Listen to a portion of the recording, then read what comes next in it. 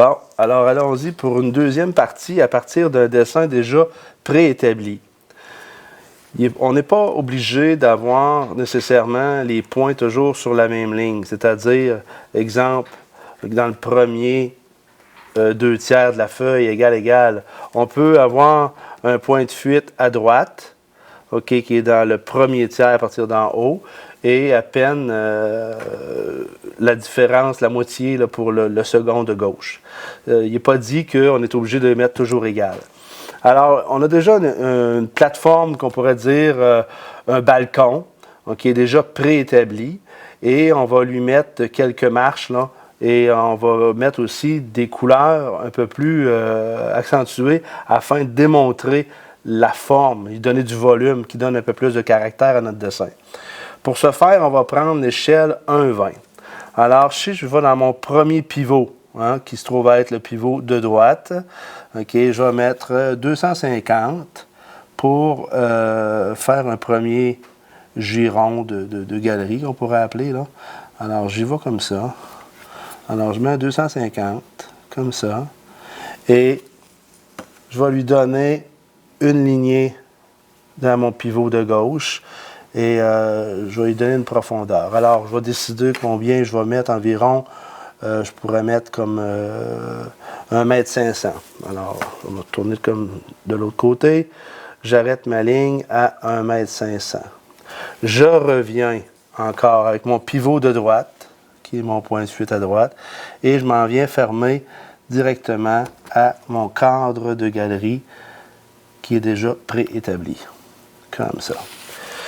Je veux descendre un point droite, une ligne droite, mais pour faire, on dit que la ligne droite reste toujours pareille, à la même place, toujours la ligne droite à sa place.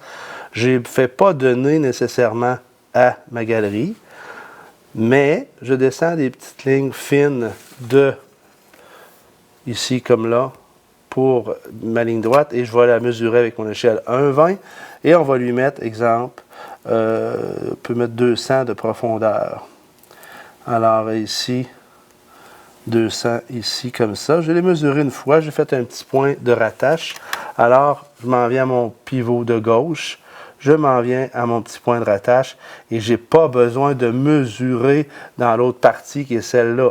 Je mesure une seule fois les points les plus près de moi. Alors, j'efface la partie qui déborde. OK?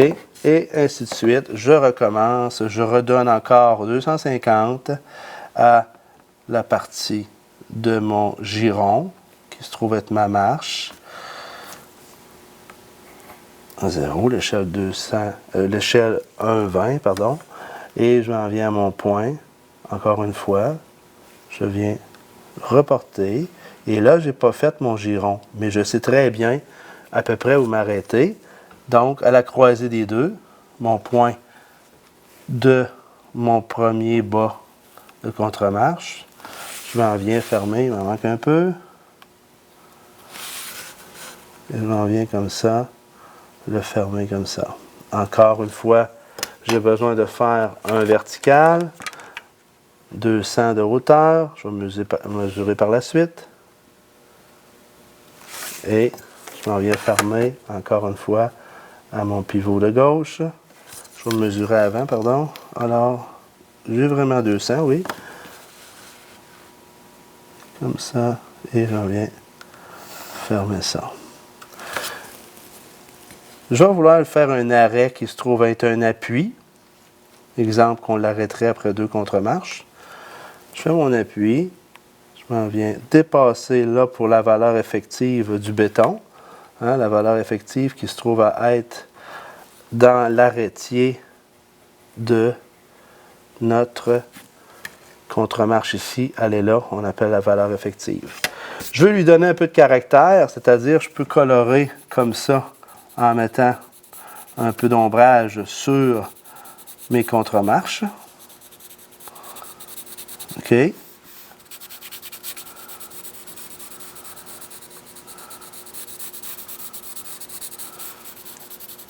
Et afin que ce soit égal, je peux passer mon doigt de côté comme ça, afin que la couleur soit comme ça. OK? Je peux faire pareil avec l'avant de mon balcon.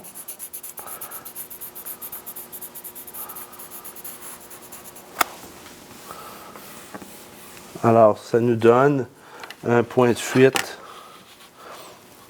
On rappelle de droite vers la gauche, toujours le même pivot.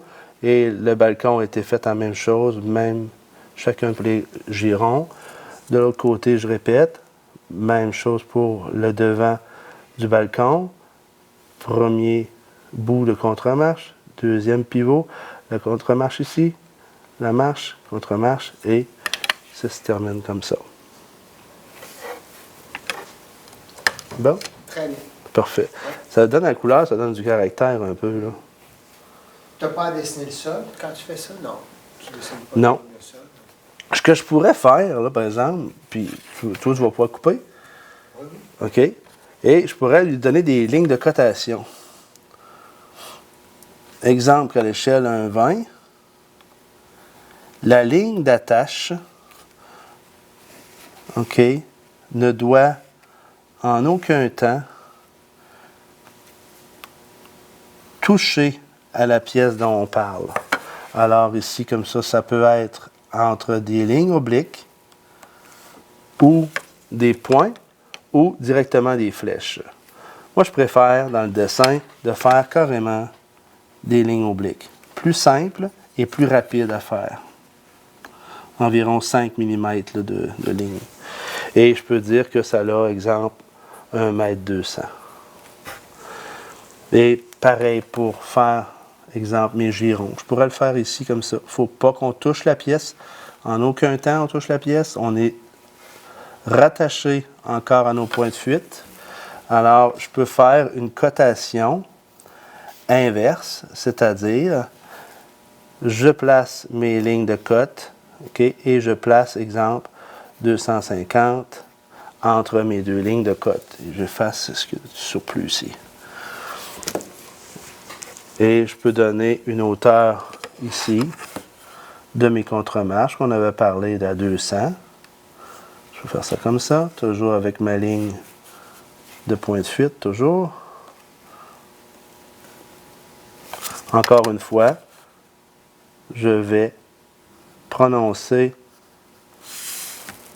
ma ligne d'attache, ma ligne de cote, qui est la barre oblique, et entre les deux, je marque que j'ai 200. Et voilà pour la cotation.